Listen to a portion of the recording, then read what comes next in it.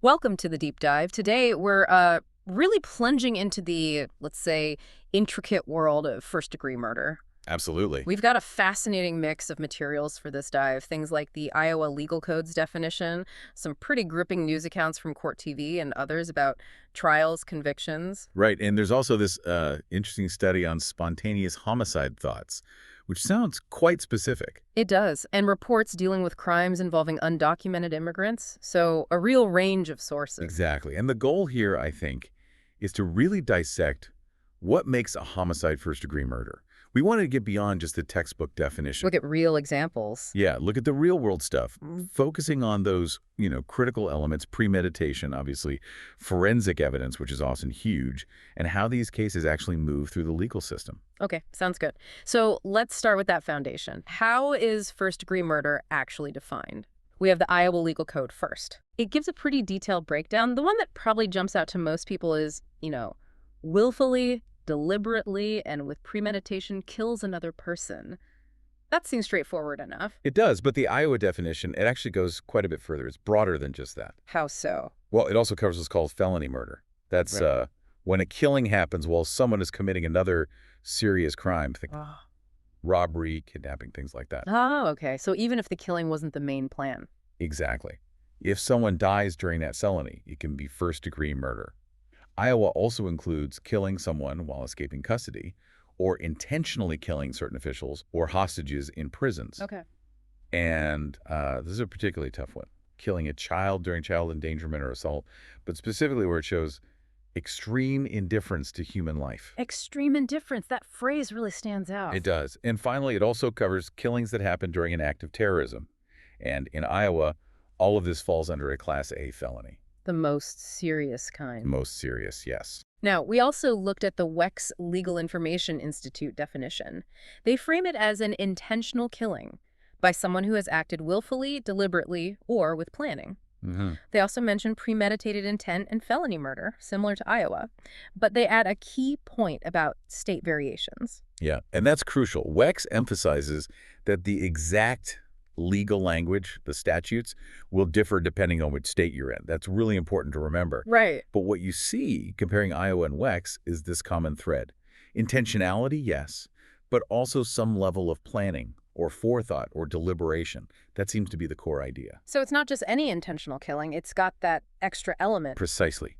That willfulness, deliberation, or premeditation, that's often what elevates it to first degree. Which brings us right to premeditation. It feels like the most maybe debated part of this. It often is. It's central in so many places for first degree, but what is it really? Does it mean you have to sit down and plot for weeks? Not always, no. And this is where it gets, well, both fascinating and legally quite nuanced. Okay. We came across that study, the one from PMC you mentioned, looking into spontaneous violent thoughts and homicide thoughts specifically. Yeah. What did that find?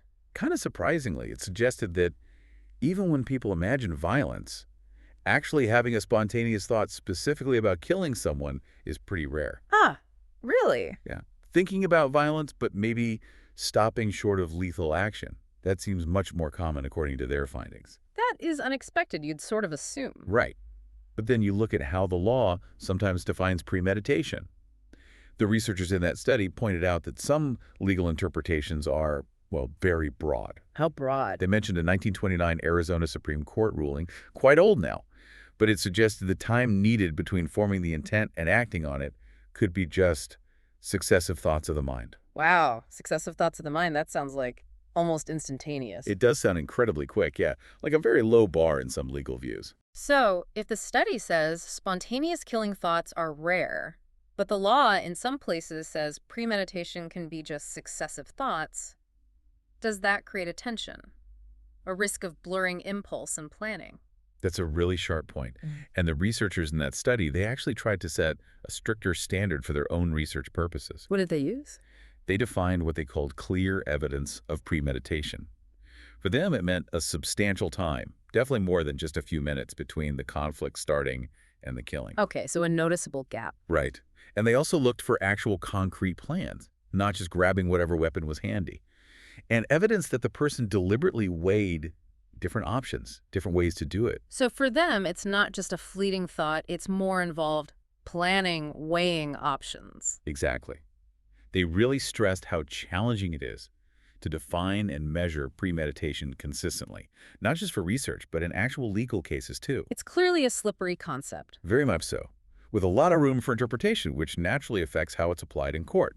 Okay, let's make this less abstract. We need to look at some real cases. The trial of Mark Dial, that former Philly police officer, that seems like a stark example of these complexities. Intent, self-defense. Yeah, the Dial case is a good one to look at for exactly those issues. He shot Eddie Irizarry through a car window, initially faced first-degree murder, right? Right, but then the charges were dismissed, then brought back, then reduced again, a lot of back and forth. And the core of his defense was self-defense. He claimed he thought Irizarry had a gun. But he didn't. Turned out to be knives in the car, not a gun. Correct. And crucially, the body cam footage didn't match the initial police account that Irizarry had lunged at them. So conflicting stories, conflicting evidence. And the jury ultimately reached a mixed verdict after deliberation.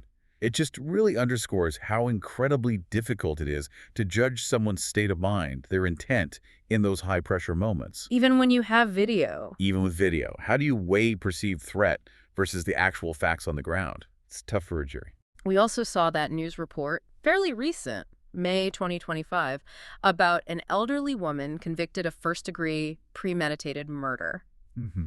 It's just a stark reminder, isn't it, that age doesn't preclude premeditation. Absolutely not. Yeah. It reinforces that basic legal principle. Yeah. If the elements are proven, including premeditation, if that's required by the statute, the conviction follows. Doesn't matter how old the defendant is or any other attribute. Challenges assumptions. Definitely challenges any demographic assumptions about who committed these crimes. Now, shifting gears a bit, there's the Jeffrey and Misty Scanlon case.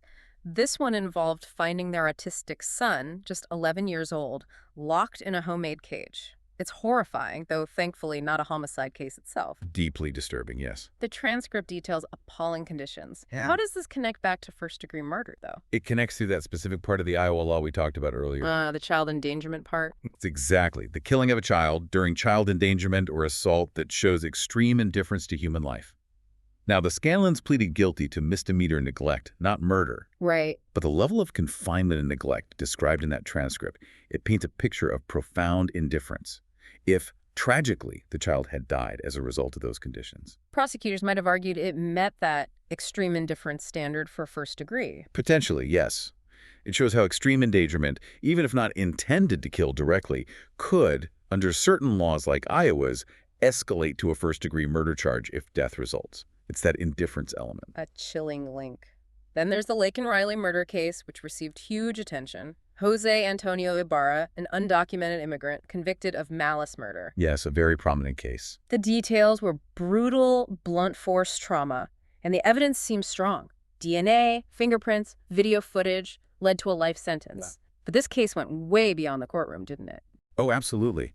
Ibarra's status as an undocumented immigrant really fueled a major political debate, focused heavily on border security, immigration policy. And led to actual legislation, the Lake and Riley Act. Correct. Signed into law early 2025, aimed at tightening immigration enforcement. It's a clear example of how one specific, tragic murder case can spark much broader societal debate and even legislative action. We also looked at the alleged killing of Kayla Hamilton, another tragic case involving a young woman allegedly killed by an undocumented immigrant, this time reportedly linked to the MS-13 gang. Yes, and her mother filed that huge lawsuit against DHS. $100 million, alleging they failed to keep a known gang member out of the country.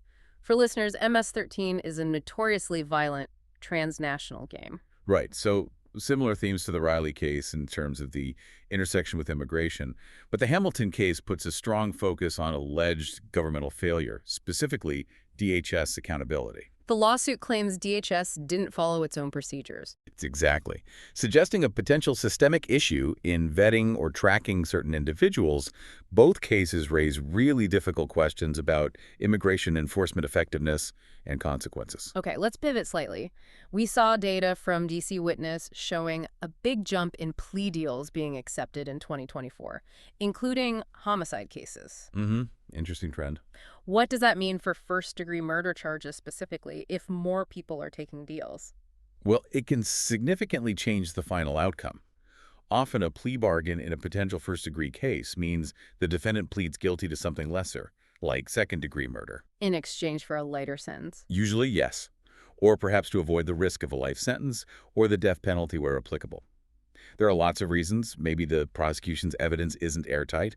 Maybe the defense sees it as the best option. Or maybe it's just the pressure of case volume in the courts. So the initial charge might be first degree, but the conviction ends up being for something less severe because of the plea. Exactly. It impacts the final stats and, of course, the punishment.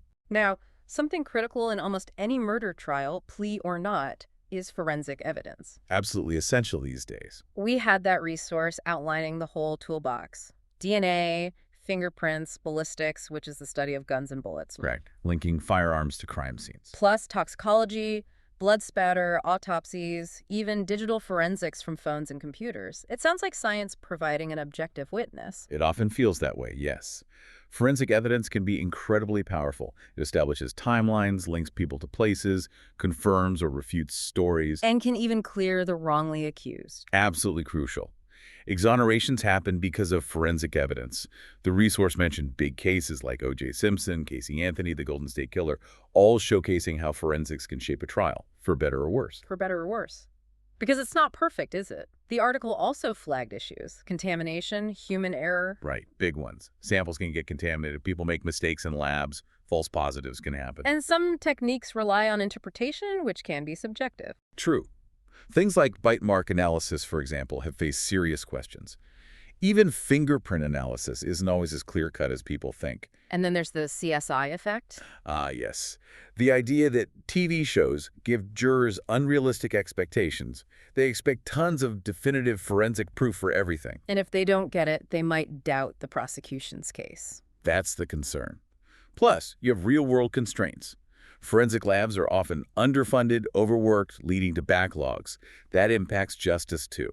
So powerful, but needs to be handled and interpreted carefully. Definitely. Critical, but not infallible. Okay, let's circle back briefly to the issue involving undocumented immigrants and murder, which has become such a flashpoint.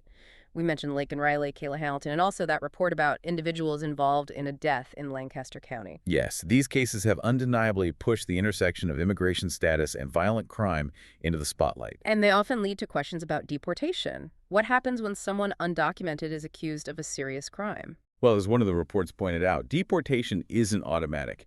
Even for serious accusations, including involving juveniles, immigration judges have to weigh things up, like flight risk mainly, and the potential danger the person poses to the public. Those factors influence decisions about bond, about whether someone is detained or released while their case proceeds. And we saw the Laken Riley Act as a legislative response trying to address this. A direct response, yes, aiming to tighten procedures for certain undocumented individuals accused or convicted of crimes. So, pulling all these threads together from our deep dive today, we've seen first-degree murder has this really multifaceted legal definition. Definitely not simple. Often turns on that tricky element of premeditation, and proving that is complex, right? We saw the study on thoughts, the varying legal views. And how that plays out in real trials, like Mark Dial's case, with his struggles over intent versus self-defense claims. Then the tragedies of Laken Riley and Kayla Hamilton sparking these wider debates about immigration, safety, government accountability. Huge societal impacts from those cases.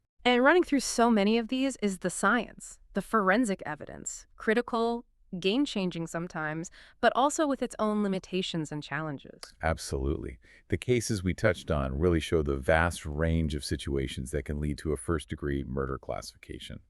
And the consequences, they're just profound for individuals, families, communities, even lawmaking. It makes you think. When you consider the detailed laws, the psychology of intent, which is often so hard to pin down, and then these real-world impacts, it really poses a fundamental question, doesn't it? How does our idea, our application of justice evolve when we're faced with events that are this complex and this tragic? That's a heavy question to end on, and one without easy answers. Indeed. Definitely something to keep thinking about. Thanks for joining us on this deep dive.